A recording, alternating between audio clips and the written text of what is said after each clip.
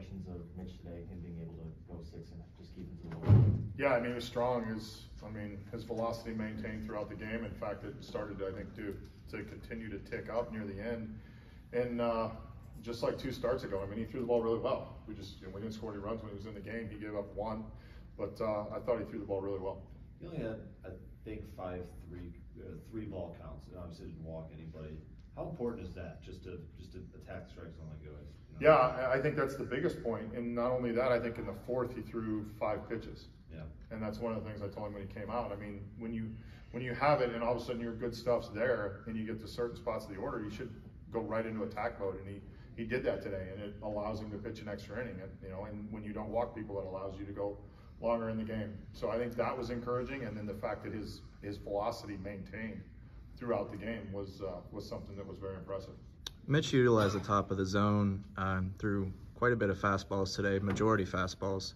Was that the game plan coming into this, or was this just something they figured out on the fly? I think it was a game plan a little bit, depending on, hitter dependent. And then when you see that his stuff and his velocity is there, 98 to 100 is hard to hit.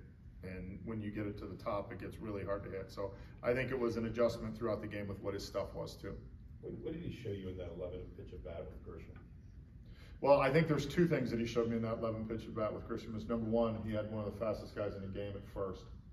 And he was able to maintain, and he maintained it off slide steps at 1-1, 1-2. And, Grisham had a really good at bat. He continued to execute pitches and didn't get to the middle of the plate. So I think there's 2 points to it, maturation-wise. Number 1, controlling the running game like that, because anytime he lifts, and I think he lifted twice, but he'd mixed it up so well, they weren't able to steal. And then the fact that he continued to execute pitches and didn't give in. Go ahead. Yeah. I was going to say, Cole Tucker makes a nice play and ends up getting an error on it. It proves costly, but it's kind of one of those things like Keller has a good performance, still takes a loss. Cole makes a nice play and ends up getting an error. Yeah, I mean, even a nice play, backhand play, and sometimes when you make really good plays, we have to finish it, and we didn't finish that play, and unfortunately gets an error for it. Do you see that as a Cole thing, or that should have been scooped? Yeah, I think that's a ball, if you ask Yoshi, he probably would have caught, because it was a short hop.